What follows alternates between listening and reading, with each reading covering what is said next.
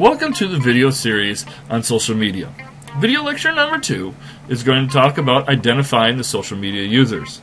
We'll look at the different kinds of users that are in the social media industry. We'll look at where and how people are accessing or using social media and to what extent that they use social media. First thing we have to do when dealing with social media, we have to identify who exactly is the social media user. And so this is one thing companies have a hard time truly identifying who their users are going to be. One of the issues with social media that we deal with is it's really hard to identify through some type of metric or evaluation tool of who our users are and how are we meeting their specific needs or how well are we meeting that target base. And then, one thing that companies still have a hard time identifying is what exactly is social media. If you viewed the other video lecture in our series that identifies all the different types of social media we can be using, some of the things that we talk about is this idea that is Facebook social media. And in essence, Facebook is only one component of the entire social media tool. And so a lot of companies say, "Oh yeah, we have an in-depth social media campaign." What are you doing? Well, we have people on Facebook. Well, Facebook is only one component. And so when we look at the different components that we're going to be talking about, or that you could potentially use in the area of social media, we're going to be looking at blogging, microblogging, social networking, that's what Facebook's going to fall under, social bookmarking, the use of multimedia videos like you're watching right now, reviews and opinion sites, and wiki sites. And so the first thing the company needs to do to identify who they think their social media users are, the same thing you do for a regular marketing campaign, is we need to identify a profile and develop a customer profile. And so some of the things that are going to come into play when we're developing our customer profiles. First thing we're going to be looking at is the demographics of the users. And when we look at demographics, we're looking at things that would generally be easy for us to identify. The biggest demographic study that we do is the census. And so we're looking at age, gender, potential other items could be salary, where they live, how far of a commute they have. There's specific items that could fall under demographics. And then the next thing is, what's the actual access of the users? When and where are our users accessing our social media sites, and what type of access do they have? And that leads us to number 3. Are there any specific limitations that our users are going to see? That could be their own technology limitations, and that could be the limitations of the network that's available for them. Do they have broadband access?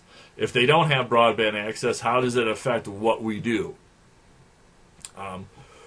What are users looking for? Why would they interact with you through social media? What are the things that they're looking for? Are they looking for advertisements? Are they looking for content information? Are they looking for how to get a hold of you? What are the things that users are using these different tools for? Let's look at Facebook.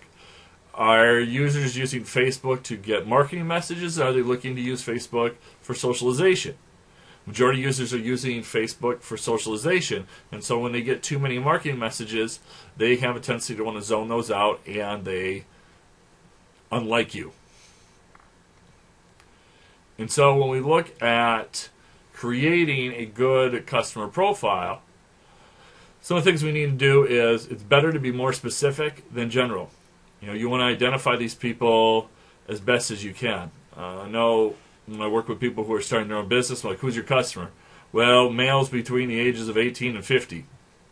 Not every male between the age of 18 and 50 is going to be buying your product.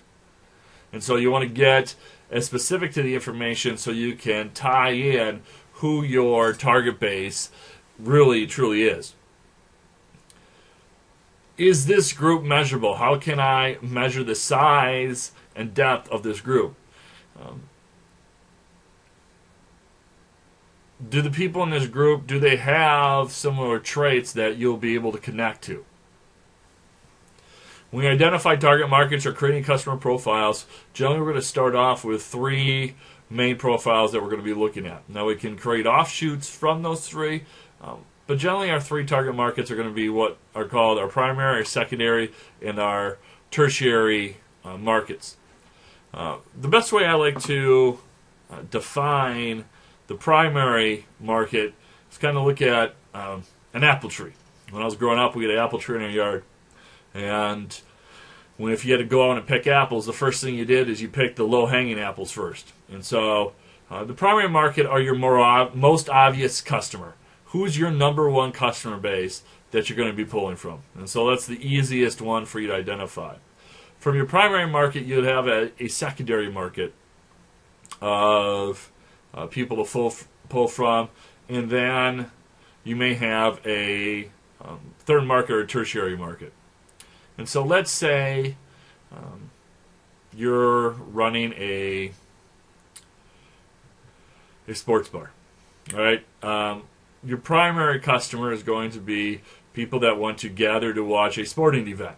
That's kind of what that's your easiest customer to pull from. That's who your target market is.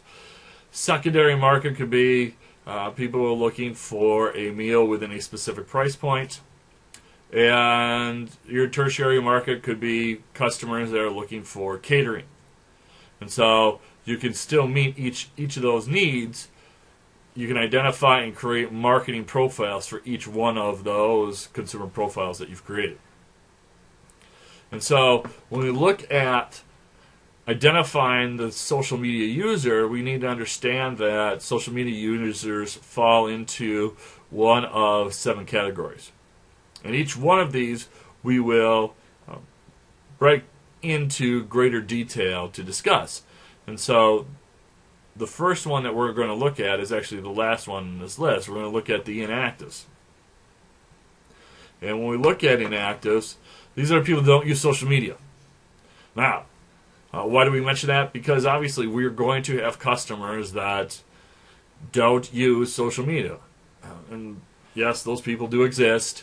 And we want to make sure that we understand that social media is just one of the many tools we use to communicate with customers. And we're not going to be able to reach all of our customers through these different channels.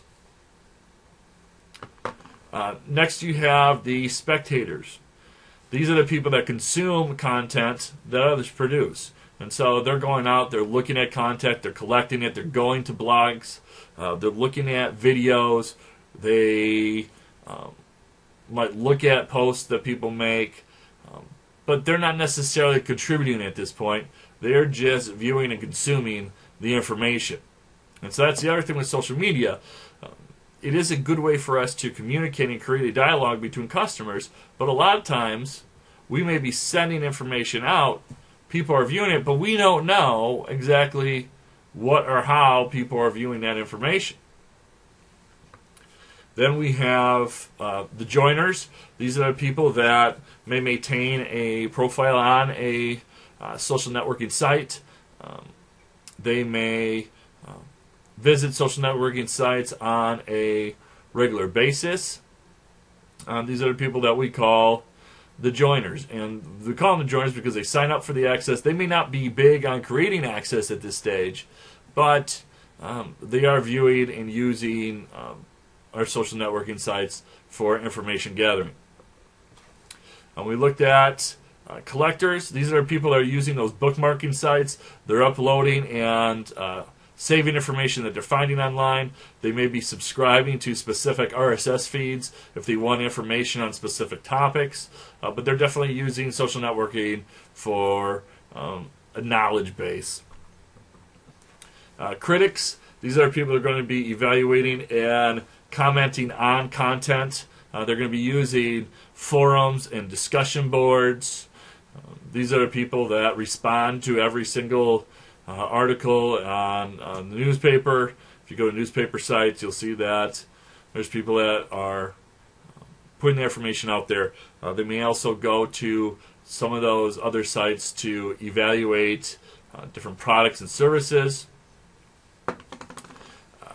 We have the conversationalists that help. They use discussion boards. They're the ones who are engaging on online conversation through the social networking sites. And so the spectators are just viewing the sites. Once you move into that conversationalist piece, now you're using it more as an interaction tool. Creators, they are the ones who are actually developing the content and uploads to social media sites. And so, like for myself, I would fall under the creator side because I'm creating video content that I then move into a social media site, such as YouTube. Some important things that we need to identify when we're looking at our audience is where is the audience participating. And so, when we talk about the 4 P's of marketing, we got product, place, price, and promotion. The place function here, a lot of people are like, well, you don't have the place function. Well, the place function comes into play when we're trying to identify what are the social media sites that our customer bases are using, which are the proper tools that we're going to be going for. Facebook right now is the leader in social networking sites. Google has now gone with creating their own social networking piece. So business will have to understand they're going to have to make a decision. Which is the one that is going to be used? Are we going through Facebook? Or are we going to go through Google? Now, or do I need to keep profiles on many different sites? And as time goes by, technology changes, and at one point in time, there'll be someone who replaces Facebook. That's what happened to MySpace. MySpace was a leader in the industry, and Facebook overtook it. What is your audience doing on those sites? Are they spectators? Are they creators? What are they using those individual sites for?